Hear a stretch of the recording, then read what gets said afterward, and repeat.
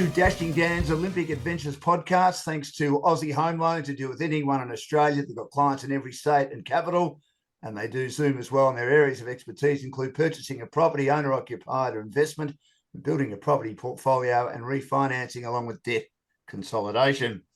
Our guest today was a champion cyclist on the track.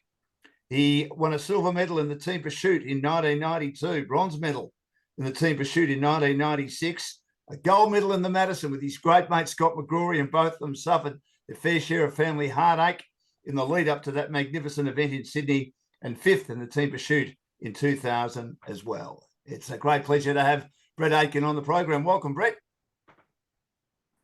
Yeah, thanks very much, Dan. Appreciate you inviting me onto your show. It's great to have you with us. Now, this year is an Olympics year. Do you still get excited about it, even though you retired a long, long time ago?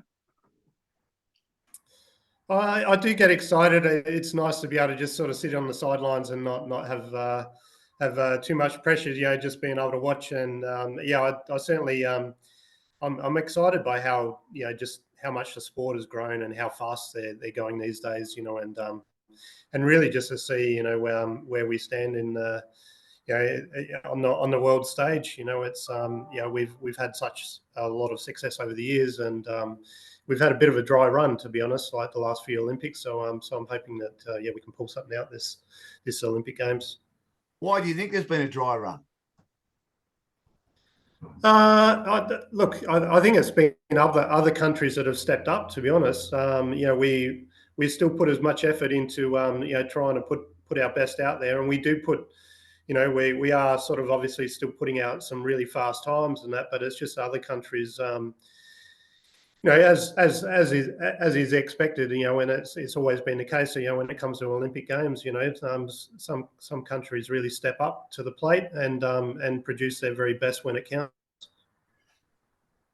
Now, you competed in 92, 96 and 2000. The Olympics are still really popular, but I wonder if during that period they might have been at their best, might have been their most popular, if you know what I mean. It was a really good time to be an Olympian, wasn't it, around about that time? Yeah, and certainly Coleman, topping it off, in Sydney, that was hence the reason I think I never did another Olympics after that, because it just didn't seem like it could ever be better than that, that particular moment. So, having represented in a home country and with my all my family there and stuff was just phenomenal, and it certainly felt like it was. Not even if hadn't I not even won, Sydney still would have been the best Olympics by far for me. How different were the three games from your perspective? A young 21-year-old in 1992, you were getting more experience by 1996, and dare I say it, even though you weren't yet 30, you're a veteran probably of the team and of the Australian team as a whole in 2000.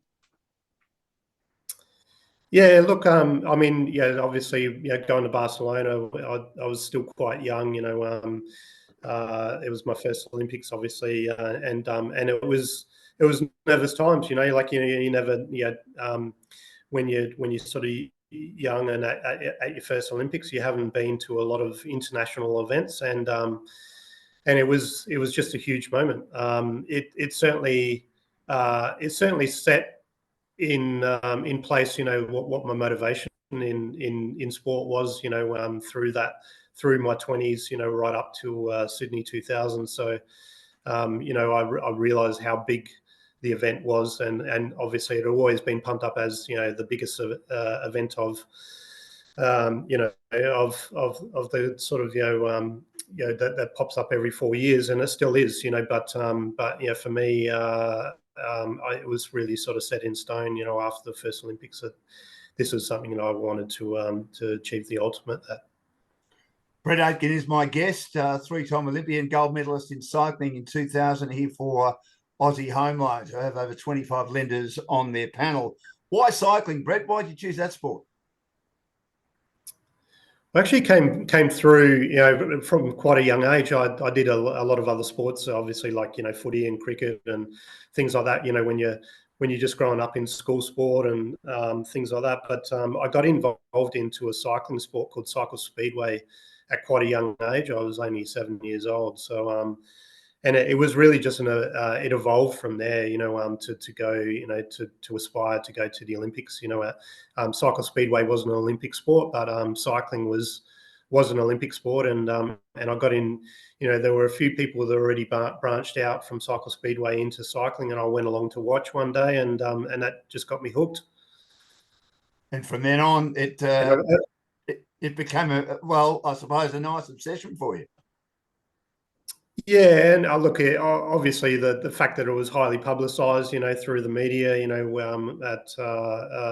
when it did come around to, I think Commonwealth Games was maybe the first sort of big highlight for me. Watching that on TV, would have only been 11 years old. When the '82 Commonwealth Games was in Brisbane. That's when I sort of heard about people like Kenry Tucker and Michael Turner and our team's pursuit gold medalists. So, and then that quickly evolved into the team's pursuit that won in LA in the '84 Olympic Games. And it was within 1 year after that I actually turned to cycling and started as an official sport. Was it a big sport in Adelaide, a young boy like you growing up in the 80s? Oh, it definitely was a big sport because the Australian-based team, the early days of the Australian Institute of Sport were based in Adelaide, and it really just evolved, from there, because a lot of the big guns, from all over Australia were already based in Adelaide. So I didn't know that at the time, but when I got involved in the sport, quickly realised that some of our superstars that I'd been watching on TV were already there. So that was certainly nice to be able to see them in person and then aspire to be just like them. Now, the centralised program wasn't for everyone. The coach, Charlie Walsh, wasn't for everyone. What was that experience like for you? I suppose you were lucky in some ways in that, as you say, the program was based in Adelaide and you're an Adelaide boy. Yeah, certainly. I think obviously that put myself in the eyes of the coaches and the people, the staff involved with the AIS at that time, on a fairly constant basis, because even though I was riding in the junior ranks, you're riding in amongst us, in between the senior races, and it gives you a lot of good exposure, to that level of future, I guess, being a future candidate for the national team, being able to present myself on a weekly basis, really. So yeah, it certainly helped. I'd like to think that I got there on my own merits, and I proved myself in the end, and was there. But yeah, it wasn't for everyone, and there a lot of athletes did churn through the system, so to speak. A lot had to move from interstate, to live there. I was lucky in the sense that I was already living in Adelaide, but in the end, it was. I guess you have to have a bit of luck in sport. Could you understand why it wasn't for everyone? And do you think the centralised program works, Brett? Or do you think if someone's good enough and their home environment is helping them perform at the highest level, they should be given every opportunity? Oh, definitely, but I guess, over time, it's probably proven itself in a way. Like I say, we've been through a fairly dry period. I mean, we still have a centralised program. It's probably for the first time decentralised to a certain extent, because we've got a lot of guys that are on the team, guys and girls that are on the team that are now based overseas in the professional ranks, and are coming together more for just the big events, which is what a lot of the European countries do. It's a little bit more difficult, obviously, being from an Australian perspective in the sense of how much travel there is. But these days, a lot of them are based overseas. But some of our best results, certainly at Olympic Games, were through those '90s periods, into Sydney 2000, and there were a lot of medals. It's still historically probably our best period, in terms of winning Olympic medals, through that period. And that there was a flow-on effect, to 2004, which was actually probably our best ever Olympic Games, or it definitely was our best ever Olympic Games from a cycling perspective. But yeah, I'm still a fan of the centralised program. I still think it works really well. It works well for an Australian system. It's well known, and it's been said on public record a few times that not everyone got on well with the coach, Charlie Walsh, that he had a certain style about him, and you either liked it or you didn't like it. There were some that were in the team that just did not get on with him and didn't obey his instructions, but had success. What was that like for the team? Well, it wasn't really my. I guess I was, to a certain extent, I had I was very tunnel visioned in terms of what I was doing, and I didn't really get involved in the politics side of things. From an athlete perspective, there was no need for me to. I knew what I was focused on, where I was going, what I wanted to do, and all I had to do was prove myself. And I didn't actually feel like I was ever favoured to a certain extent, because if anything, that motivated me more to get the results, and prove myself over time. And I feel like I did that, without, whether it was in a centralized system that I was a part of for such a long time or not. At the end of the day, I was motivated to get the maximum success that I could. And yeah, I didn't feel like it was impacting me at all or necessarily the team. And I think that's probably, I'd have to say that's one really good thing that Charlie did do is, in terms of from a coaching perspective, was kept that sort of stuff separate from us. And to be honest, like I said, I feel like in a way I was already so self-focused and so central sort of tunnel vision, in terms of my own goals, that I didn't really care about it too much, and it didn't affect me in any way. Brett Aitken has joined me on Dashing Gans Olympic Adventures for Aussie Home Loans, and among their areas of expertise are first home buyers, equipment loans, car loans, and personal loans, and they've got over 25 lenders on their panel. So you've always been a pretty self-motivated person, Brett? Oh, extremely. I feel like, you have to be a little bit special in a way to chase Olympic dreams, and in terms of being quite selfish, as in regards to being one-eyed, towards the sport. And it's not easy chasing those that Olympic dream, and certainly trying to win gold medals. So.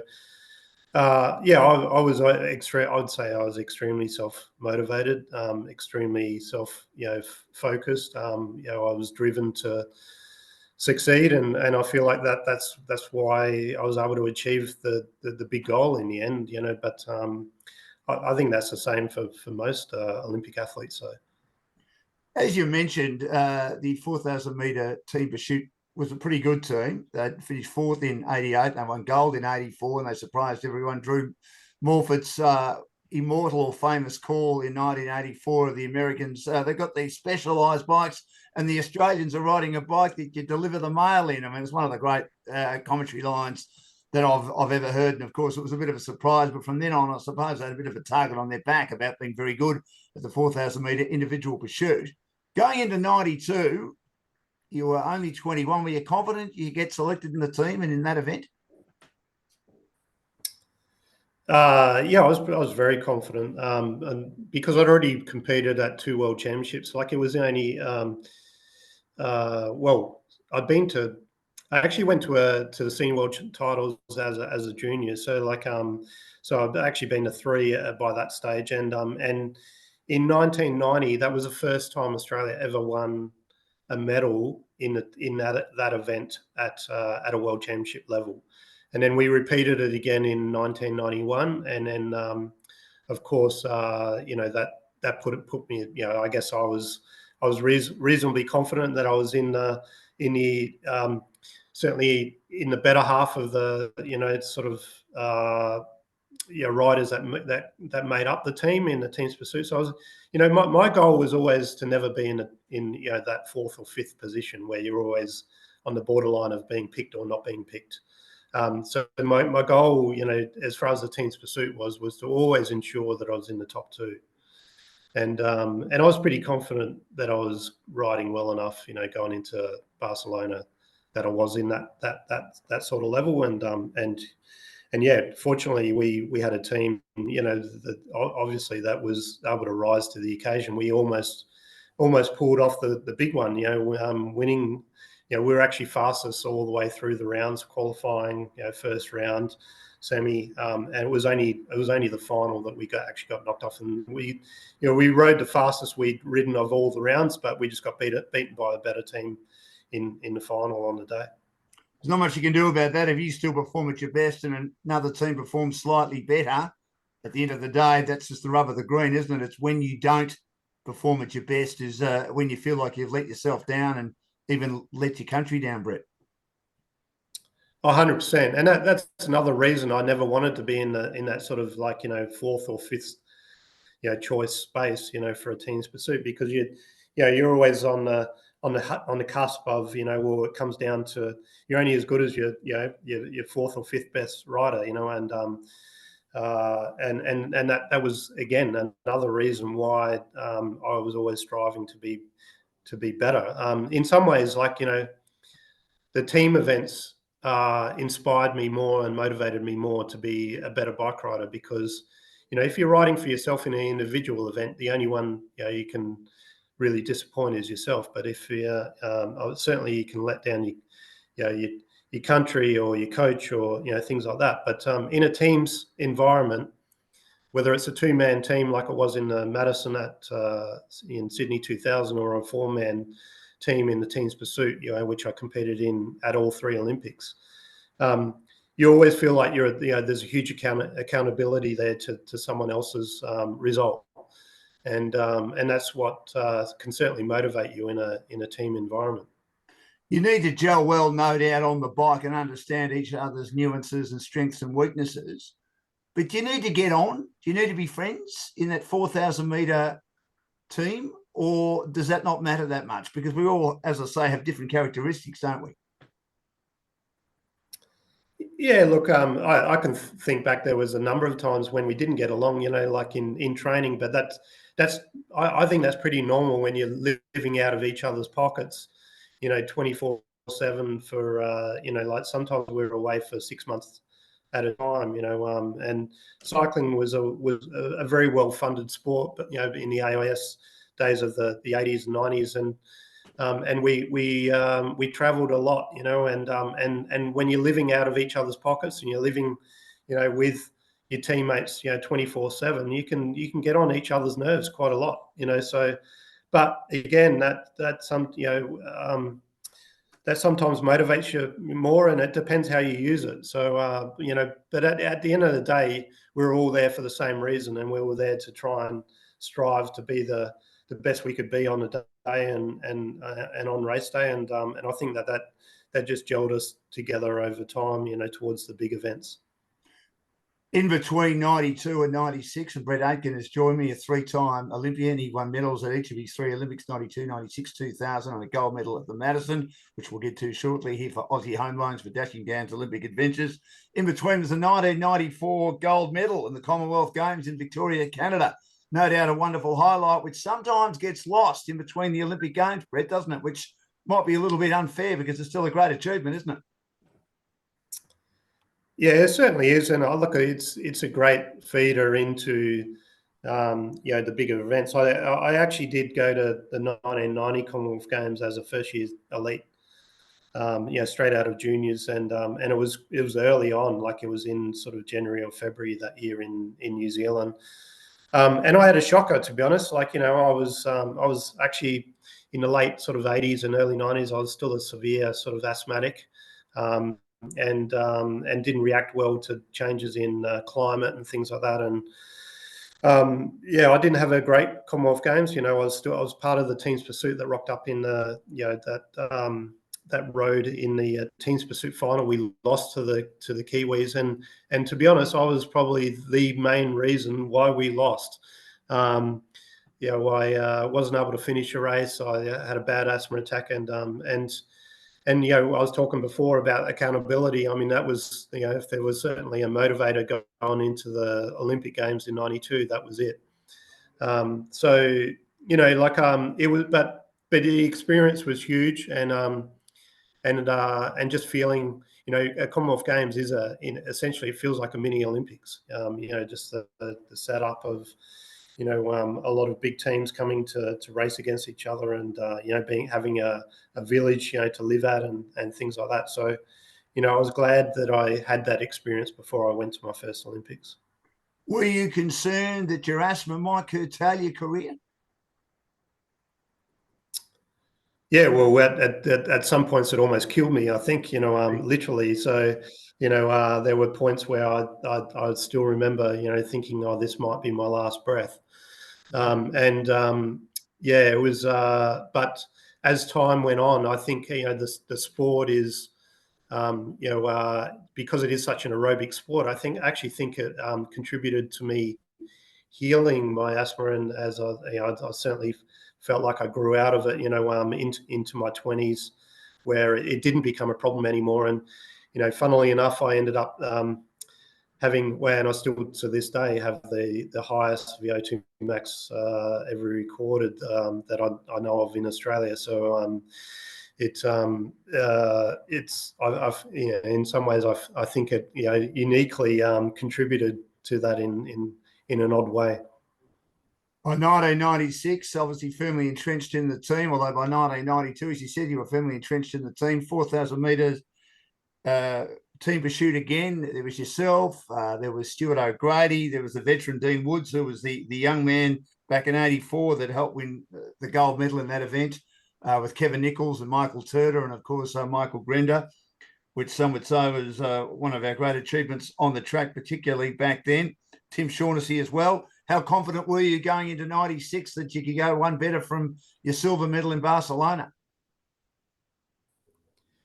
Oh, yeah, look, we'd had a really good 4 years, in the lead up to that. I mean, in post Barcelona, we won the world championship and broke the world record. So it was, and it wasn't by a small amount. We broke it by about 5 seconds.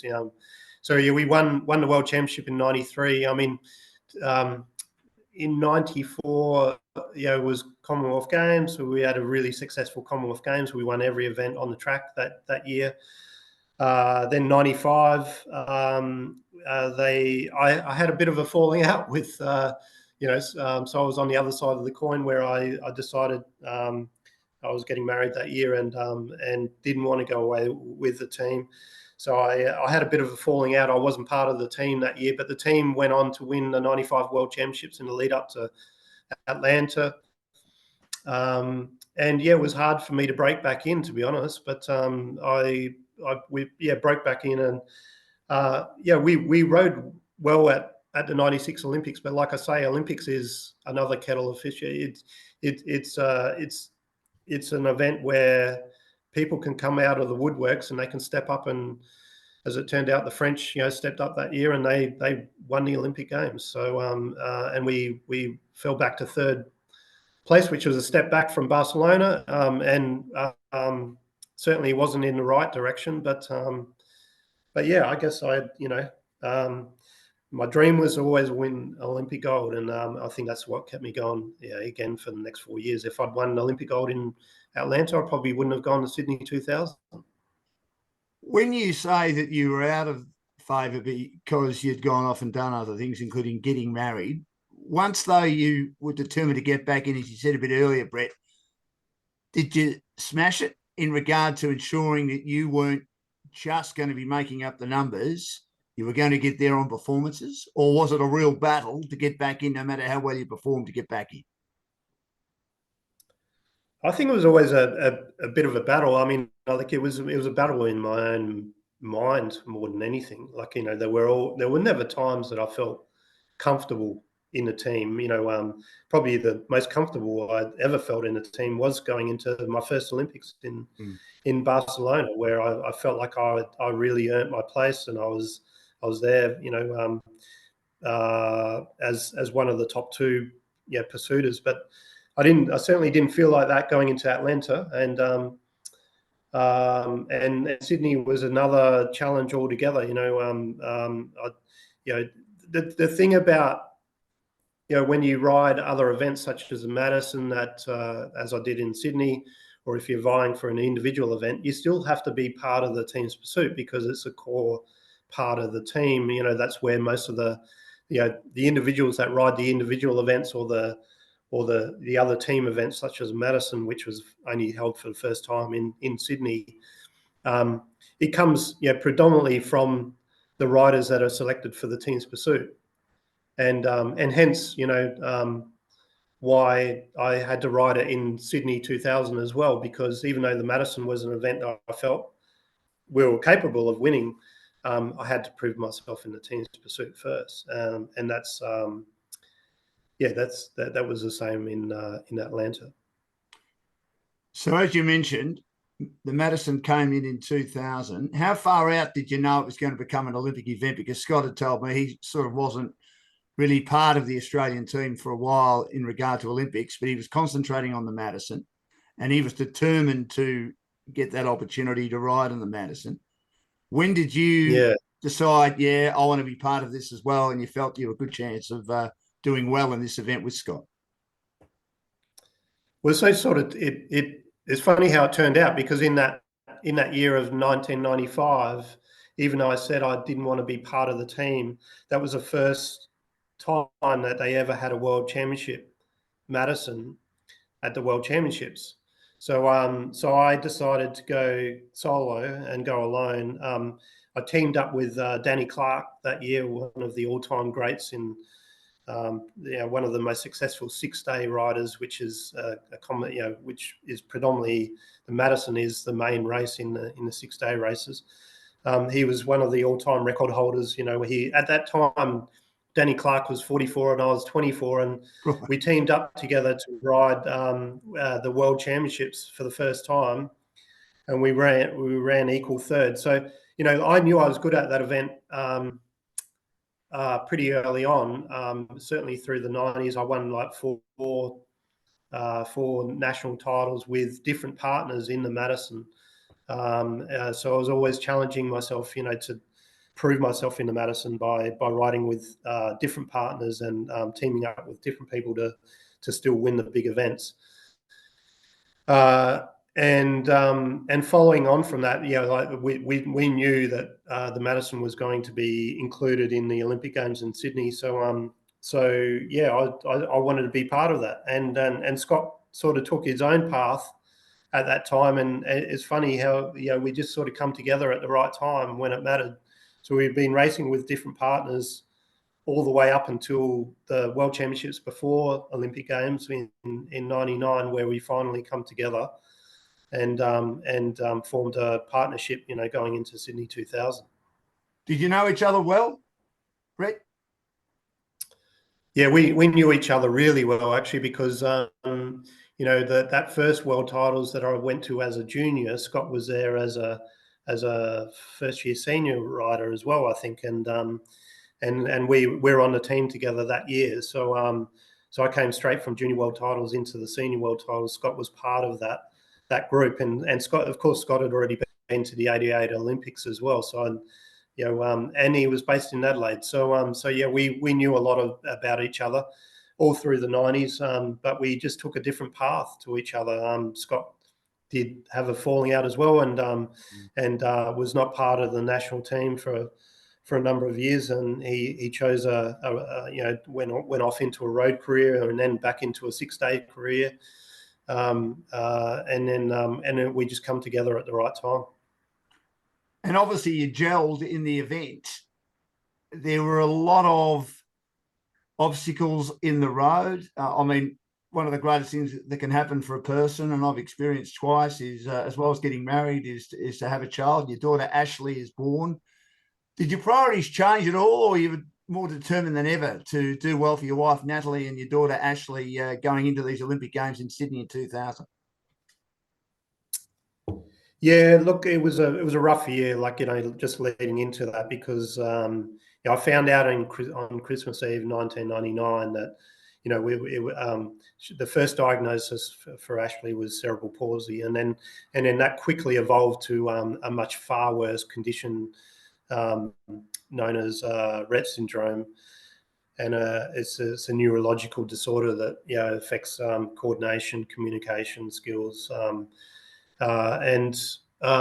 Really, from that just changed my outlook altogether. Like, at that particular time when I found that out, Olympics was really off the cards. It didn't play into my mind as a consideration. I really thought that that I would be best to stay home. And yeah, look, to be honest, it was family at that time, that turned things around and convinced me that I needed to go. So yeah, I was that just added to the motivation. It just added to the accountability. That same accountability to to your teammates.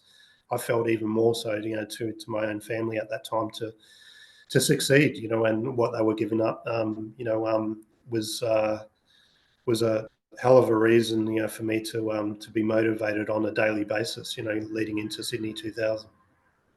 Did you know much about Rett syndrome? And obviously, if not, you would have done a fair bit of research on it.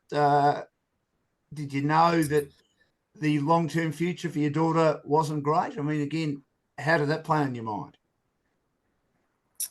Yeah, look, I guess probably if there was one blessing in disguise, it was the fact that we found out when Ashley was still so young. She was still, she was only about, sort of 18 months old at the time, when we found out. So that made it a little bit easier in the sense that, when you, as if you're, caring for a baby, that's so young, the care really only changed as she got older and post Sydney, in those years, where she started to get older and grew and got heavier, and mobility was a more difficult thing to think about. That's when the real hard years sort of come into play, where the severeness of what Rett syndrome is really started to sort of hit us. When you decided, okay, I'm going to keep going here, and Scott McGrory had a part in this, and obviously your wife Natalie, as a cyclist herself, had a part in encouraging you to keep going. Did you know that this would definitely be your last Olympics, because you then had to devote a lot of your time to Ashley? Yeah, look, I think at the time I was late 20s anyway. So like, I was 29, and by the time I got to Sydney, and I'd already been in the sport and spent a lot of time overseas. Didn't really want to travel anymore. Didn't want to. I felt like I'd already given up a lot for the sport. So in some ways, I think it was my last hurrah, regardless. Of no matter how it was going to turn out. But to be honest, how it turned out in the end, it was just a fairy tale dream come true, and that seemed like a good way to sort of finish my career. But it turned out that I dabbled, and thought about, and did a little bit of international cycling, but I never sort of really represented Australia. I did a little bit at Goodwill Games in 2001 in Brisbane, but I never really sort of gave it the same dedication, after that. So, and I did think about it in 2004 about coming back, and then it just turned out that we found out that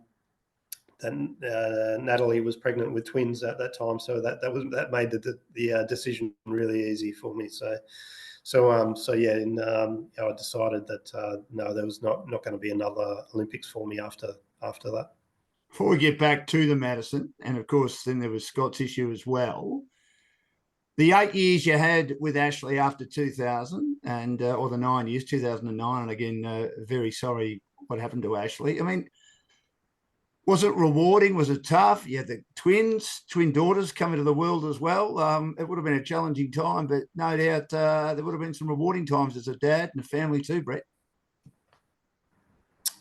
Yeah, look, Ashley taught me so much about, just life in general, I guess, in terms of, the ability to not, I guess, in a sense, like she never could say, the words dad, for example, or yeah, she never got to, some Rett syndrome girls do progress, up to a certain age, and then they start to regress, and then so they lose the ability.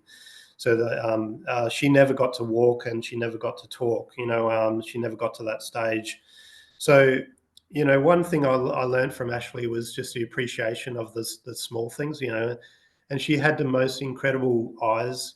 The most beautiful eyes, and the way she communicated in a completely different way, and that was, her eyes told 1,000 words as it was. So, and that appreciation for those small things that she was able to teach me was really, one of the biggest blessings of having a girl with, such a debilitating, disease or disorder, I guess, and then, my daughters, Brianna and Cadence, the twins come along in 2004, and, they're now 19 years old, and time goes fast. But yeah, I mean, we had times when we were really concerned that, that they were going to develop the same, they have the same genes, which would cause Rett syndrome as well. And, just to even go ahead with the birth in the first place was, we had to go through a lot of decision making before that happened. And obviously things turned out well. Two happy 19-year-old girls. I'm sure, like my 22-year-old daughter, Brett, busts the old man's proverbials all the time in a very nice way. Drives you mad, but you wouldn't have it any other way. Yeah, exactly. Yeah, no, it's fantastic. And I've been able to obviously, live through them. I guess, the teenage years that we did miss out on with Ashley, but as I said, Ashley taught us so much, in those early years, and until her passing in 2009. You're obviously a decent person, but are you an even better person, both you and Natalie, better people for having had a child with special needs and having her in your life for around 9 years? Look, it's like any family that has a disabled child, it's a huge challenge, and there are a lot of other stresses that puts on your life, and that's that's something that you'd never wish on anyone, but the cards are dealt the way they're dealt, and you learn to deal with it, as the chips fall your way, I guess. Have we, excuse my ignorance here, have we worked out what causes it? We know it's just among girls. Any reason why that's the case? Yeah, so it's actually it's a gene called MECP2, and they discovered this quite early, and they've been able to use the discoveries from finding this faulty gene to be able to actually look at a lot of other ranges of similar disabilities, I guess, that have that are it's evolving so quickly, the medicine, and there's still hope for a cure because they particularly know exactly what gene is causing this issue. But I think that where we are medically, these days, it's a cure is not that far away. Let's hope so. We just keep our fingers crossed. Brett Aitken, who won a gold medal in the Madison in 2000 with Scott McGrory, has joined me on Dashing Gans Olympic Adventures. And we're here for Aussie Home Loans, whose areas of expertise include purchasing a property, owner-occupied or investment, building a property portfolio, refinancing, debt consolidation, cash out construction, pre-approvals, first home buyers, and all sorts of loans, such as equipment loans, car loans, and personal loans. Now, Brett, Scott had his own drama's own tragedy. He had a son, Alexander, who had a heart condition and didn't get through, and times were tough for him.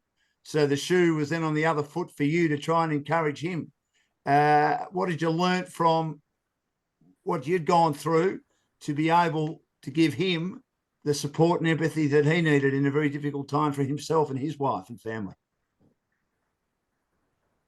Yeah, look, it was extremely tough, and it all sort of seemed to happen all in the same year. I just found out that year about Ashley, but it wasn't for me, because it was a collective decision for me to go away and focus in on the Olympic Games. I wasn't having to deal with, the issue of what Rett syndrome, I guess, what it was causing on a day-to-day basis that Natalie was dealing with at home. So in some way, in retrospect, I guess it gave me some avenue to be able to at least care and support Scott, when he was going through his issues, with Alexander and Scott and Donna. So it was an extremely difficult time, and again, life, Olympics really sort of falls into the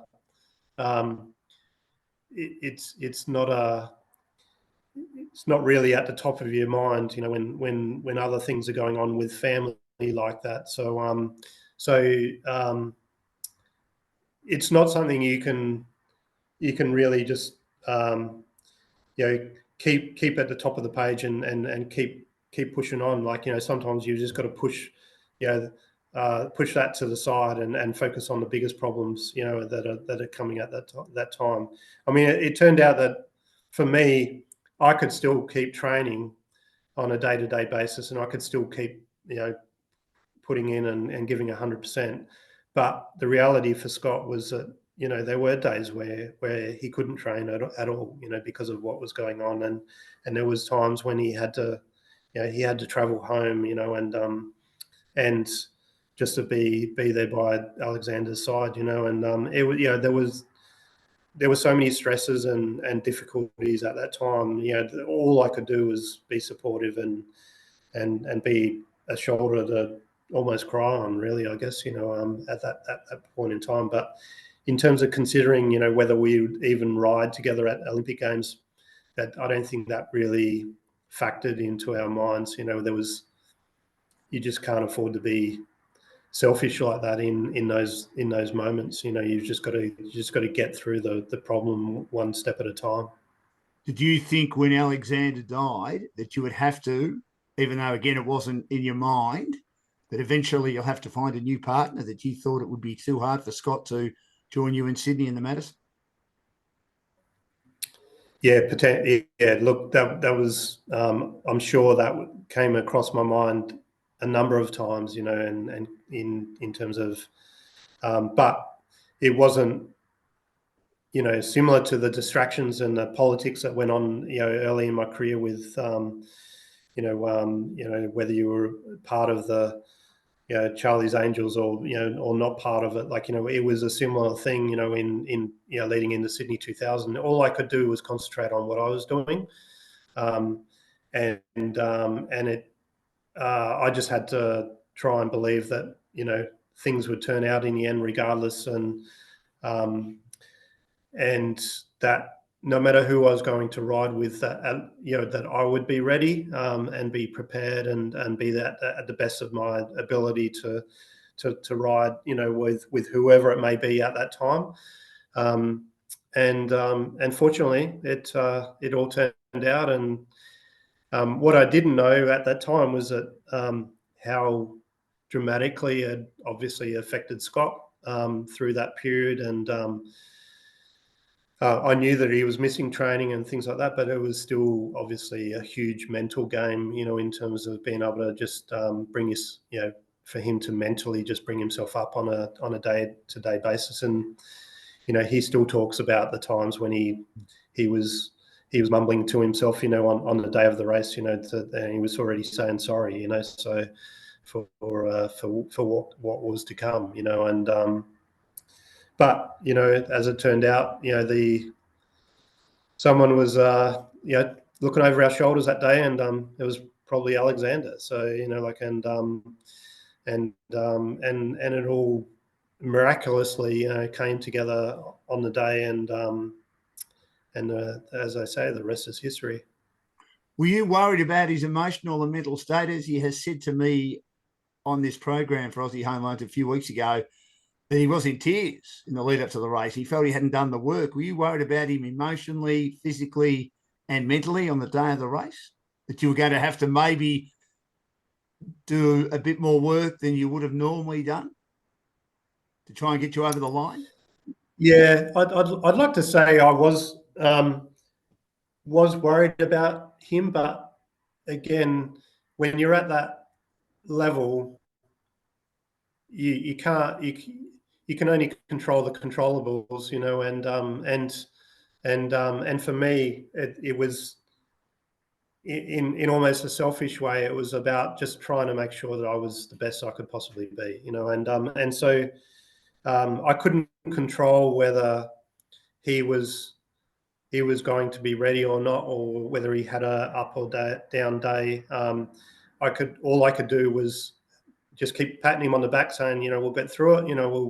We'll be right. We'll, being the best support person I can, and being the best partner I could in that moment. Because, as with the team's pursuit, you're only as good as your worst rider, and it turned out that his even his worst is someone else's, the most other countries' very best, and that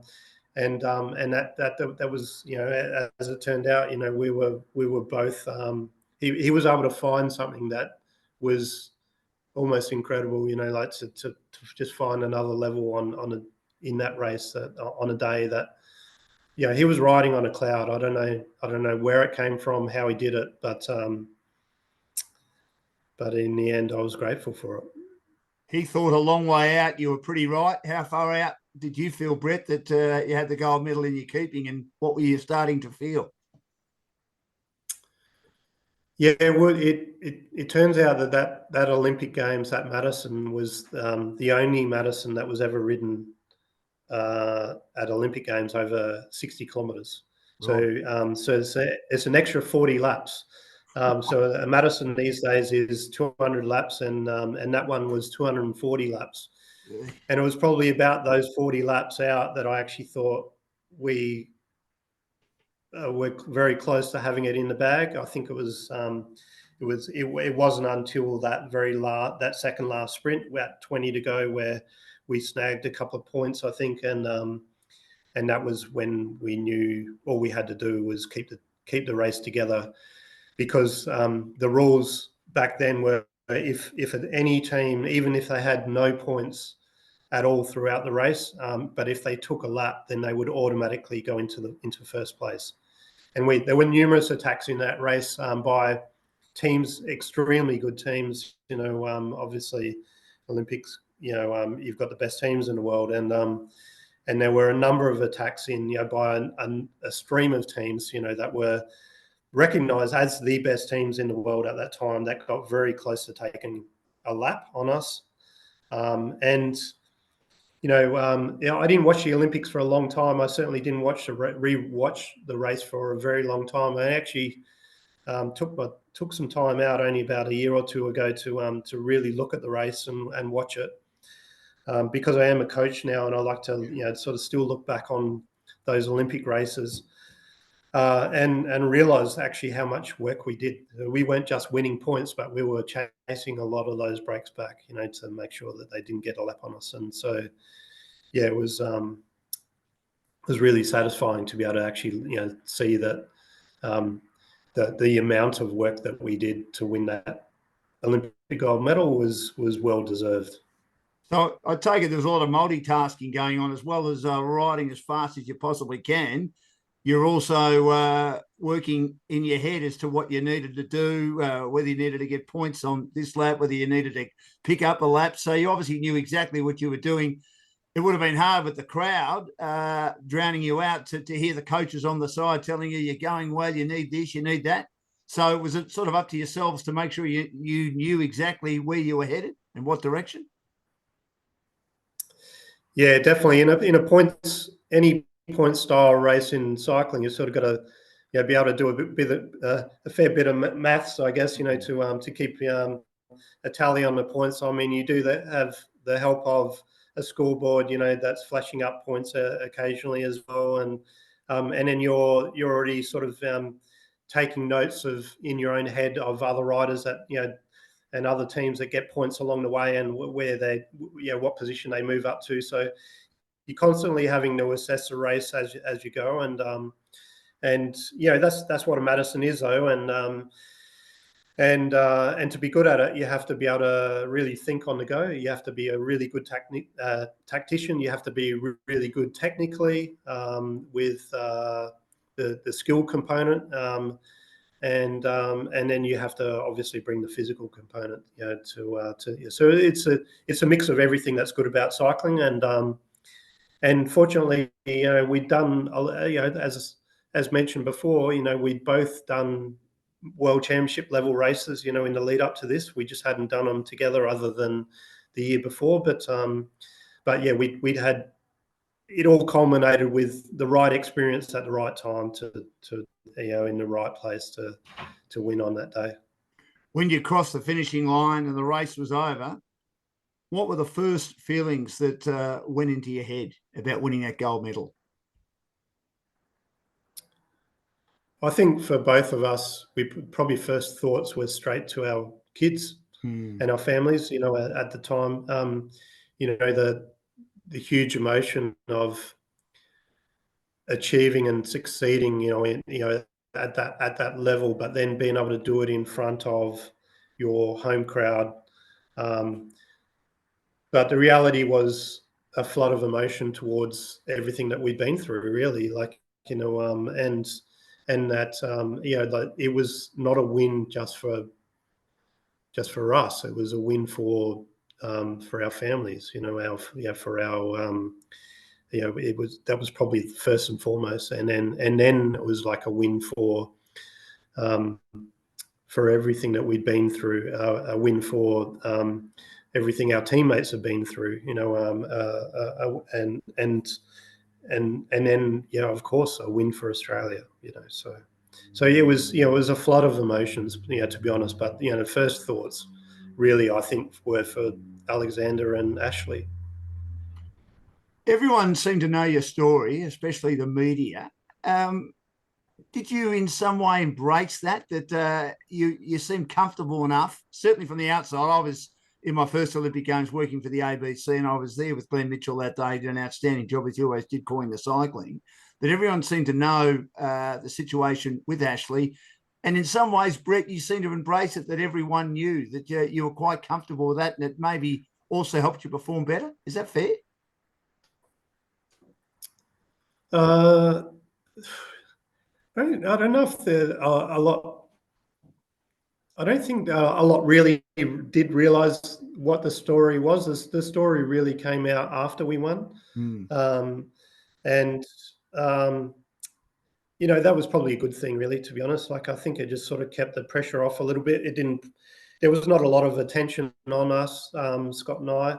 Like we could have easily had gone into that Olympic Games as favourites, and I think from our competitors' point of view, maybe we were favourites because they knew us better, and we had a fair bit of we had a lot of bad luck, leading in. At the World Championships the year before, we actually were in a position to win the world title, and with 10K to go, we had I had a bad crash. I was knocked out and unconscious, on the track. And our position, at that point in time, we were in second place. We're within striking distance of winning the world title, in the last 10K of the race. And I didn't see the last 10K. We had to finish in the top 14 in the world to be even qualified for the Olympic Games. And we went from second place, while I was lying on the ground. Scott had to ride solo, and we finished in 13th place, just making the Olympic Games, for Sydney. So in some ways that was a good thing because it completely took the pressure off. The media didn't really give us two hoots in terms of like thinking that we were a favourite. And to be honest, we probably couldn't have dealt with that, with the year that we had. Just we had our own distractions, with just dealing with our personal issues, along the way, and the personal family problems, I guess, that we had to deal with. Now, Brett, you talked about that crash that occurred at the World Championships about a year before the Olympics in the Madison. Did that enter your head at all about crashing, or because there unfortunately were so many other things going on with family dramas, crashing's just part of what happens in the sport of cycling, even though, of course, nowadays, when you do crash, you're involved in collisions and things like that, that the concussion protocols are a lot more severe. But was it something that you weren't too worried about? Yeah, look, I mean, it's fair to say, like, the sport of cycling is pretty hardened, I guess, and even today, if you look at the Tour de France, they can't exactly just they can't stop for too long, because the race doesn't stop waiting for them, But and the sport itself has been traditionally quite a hard sport like that, in terms of like you just get up and you keep going, and of course, the protocols for concussion and things like that weren't in, really part of the sport back when I was riding. So it's quite normal and often happened, where you would have a heavy crash, you might hit your head, or and you just expected to get back up and keep going, and that was an expectation from everyone else. That's just an expectation that you put on yourself, really. However, the crash that happened in '99 was a severe concussion. It was a severe, I was unconscious for potentially a good 30 to 40 minutes because I woke up in hospital. So, but there was never any thought that was going to impact on me being able to go forward. The fact that we still qualified for Olympics and how it happened was never came into my thoughts about that I'd be reserved about going forward after that. As you said a little earlier, you're a coach now. Has that view changed a bit when you see one of your cyclists or even a cyclist from another country or another team crash? Do you start to think, gee, what long-term or short-term effects they could have on them if it's a really severe crash in particular? 100%, 100%. And, I think everything I do as a coach is all about really just trying to keep athletes as safe as possible. And I've just came back from a junior. It was a national team for our junior Aussie road riders. In Australia, and we had a group of 6 riders, and we were away for about 6 weeks racing some of the biggest nations cups in the world at the moment.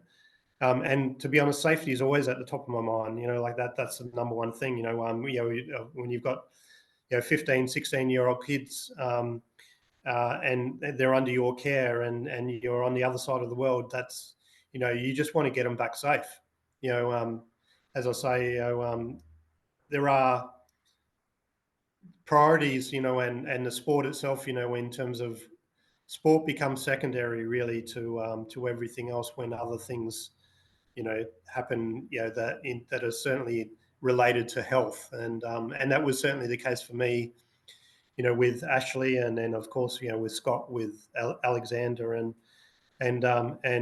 it's definitely a big part of, I guess, a responsibility of being a coach these days. And fortunately, there are protocols in place, that are better suited for the sport of cycling. When people hit their head and things like that, that they are checked over, and we give that time to it, as we should. Are the helmets better now than they were, let's say, 25 years ago? And if someone suffers a really severe crash and hits their head, like particularly road racing on the bitumen, whether it might be a big road race, etc., or the juniors, Are you feeling comfortable enough that the helmets are good enough to absorb the damage or any damage that might occur to the head? Look, I think it's still minimal. Helmets could improve 1,000%, and still be the bare minimum of what a cyclist needs, when they have a crash, because they're never going to. They're always pushing the boundaries in cycling, of what is maximum lightweight, maximum strength, at the minimum amount of weight and things like that. So, and then there's just the reality that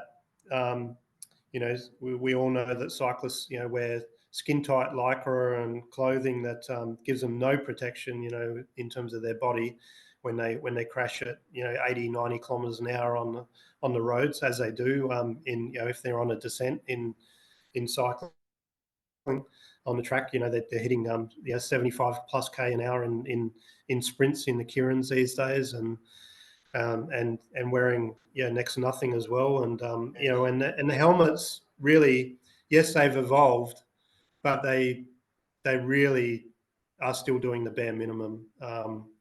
So when someone hits their head in cycling, it's always a concern. It's always a worry that you can do a lot of damage. But a lot of the experienced riders, they know when they hit the ground that they to try and avoid their head hitting the track or hitting the road, and are able to roll into it, or it's much easier to replace skin than it is to replace brain cells to a certain extent. Yeah, certainly is. Now, do you enjoy the coaching, and did you think you'd always get into it? I love coaching. I really love where I work. At the South Australian Sports Institute. We've got a really successful program here. It's pretty common for us to push forward. Certainly in Olympic years like this, to have to be extremely well represented. I think at the last Olympics in the track cycling, we had seven SASI athletes, or previous SASI athletes, making up almost 50% of the team. And the same was in 2016 in Rio. And to be honest, I think we're going to be pretty close to it again this year for this Olympic Games. So, it is a huge privilege, to be a coach, and certainly, I'm going to get a lot of satisfaction. The team's being announced on actually next Monday, I believe. For the Olympics this year, and there's probably going to be a few athletes that I worked with when I first started coaching.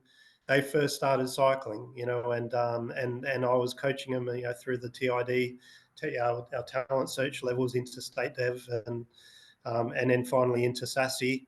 And then, my job, as a SASI coach, is to get them up into the international team.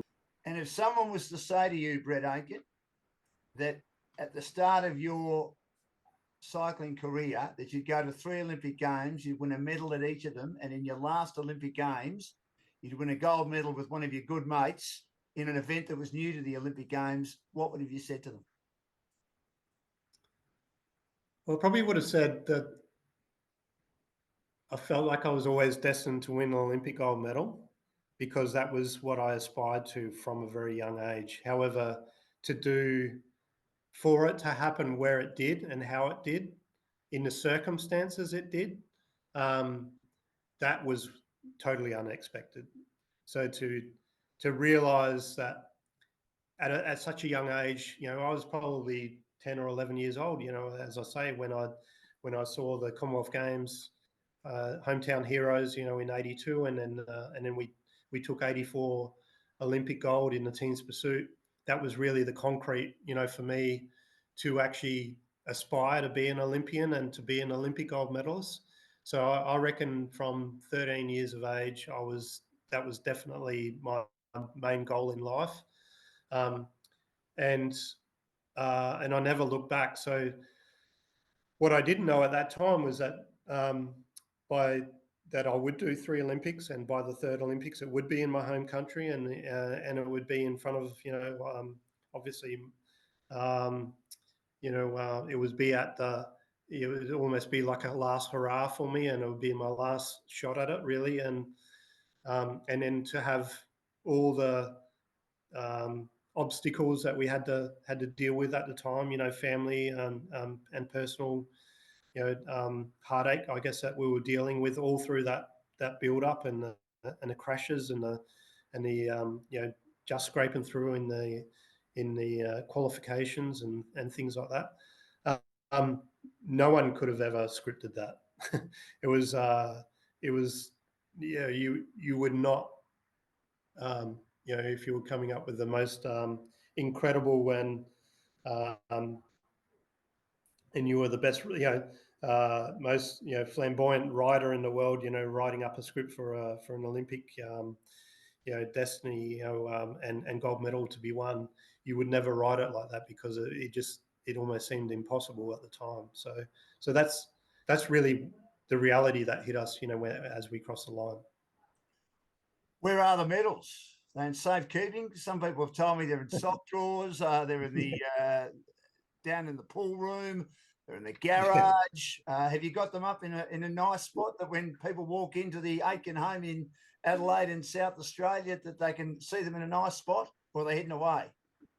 Yeah, they're certainly not displayed. It's it's one of those. It's one of those catch-22s, that I guess, is that there's always that risk, or that thought that, if you've got them displayed in a prominent spot somewhere, and that someone's going to somehow find a way to take home a shiny gold medal, But no, look, I don't need them displayed, to be honest. Like, I feel like just knowing I don't really need to necessarily,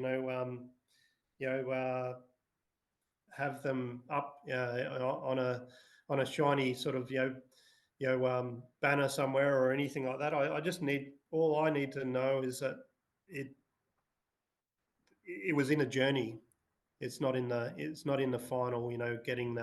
Getting that gold medal around your head is certainly a pleasurable moment. And doing it in on the dais and in front of the media and in front of your family and hearing the national anthem is a wonderful thing. But the reality is, when you win an Olympic gold medal, it's actually, when you consider all the things that had happened in the lead up to that event, that they're the things that you think about. You don't, and sometimes when you do pull it out of your sock drawer or wherever it may be, and you look at it, and it just floods back in all those memories. So yeah, I don't really like to look at it on a day-to-day basis. Like, that's something that, probably has more precious memories attached to it when you bring it out on an odd occasion, or you present it to someone such as a school kid, that puts it around their neck, and then you think back to the days when you aspired to be that person, and aspired to an Olympic gold medal. I think that's the beauty of an Olympic gold medal, is that you can use it on rare occasions to inspire and motivate some other kid, from anywhere, that will look at it and actually appreciate it for what it is, and one day appreciate, that will be inspired to go to an Olympic Games themselves and win a gold medal. Well, Brett, we certainly appreciate you. Your journey has been a fantastic one, tinged with tragedy, but you're able to overcome that. I congratulate you on what you've achieved. I congratulate you on your coaching journey so far, and may it be as successful as your career, where you won a gold medal, a silver medal, and a bronze medal at 3 different Olympic Games. You're one of our great Olympic champions, and I really appreciate you joining us today on Dashing Down's Olympic Adventures for Aussie Home Loans. To deal with anyone in Australia. We've got clients in every state and capital. They do Zoom as well, and their areas of expertise include purchasing a property, owner-occupied or investment, building a property portfolio, refinancing, debt consolidation, cash out, construction, pre-approvals, along with first home buyers, equipment loans, car loans and personal loans, and they've got over 25 lenders on their panel. thanks so much for joining us. It's been a pleasure. Yeah, thanks very much for inviting me, Dan.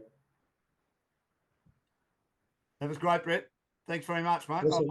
We'll cut all that up. That's okay. I'll probably get rid of a couple of things or whatever, and because I'll make it a bit more time sensitive, probably half your. It's a great answer, your coaching answer about the Olympics. I might just see if I can find an end pause there instead of yeah, no worries. About the athletes, even though that's a good point. Yeah. I mean, there's always lots of South Australians in the cycling team, isn't there? Because so many of them are based over there now. So. Yeah. As I say, they get a lot of exposure, and they, I think we're up for another good one in terms of contribution. So yeah, I'm really happy about that. Are you going? I'm not going. No. My next trip is to Switzerland again for the Junior World Championships for the road. Right. Well, Scotty's going. He's a commentator. He's become a bit of a media star, isn't he? The great man. He certainly is. Yeah. He's very good at it, isn't he? Very, very, very good at it. Excellent commentator. Yeah. No. He gets around a bit now. He's carved out a nice little niche for himself. Did you think he'd make it as a commentator? Not initially, actually. I mean, but he's really worked at it hard, He has. I guess, yeah. So all credit to him, and he's doing a really good job now. No, he's excellent. Well, great to chat, and all the best, mate. We'll chat soon. Thanks, Brett. All right. Thank you. Thanks, Dan. Thanks, mate. See you, mate. Appreciate it. See you, mate. Bye.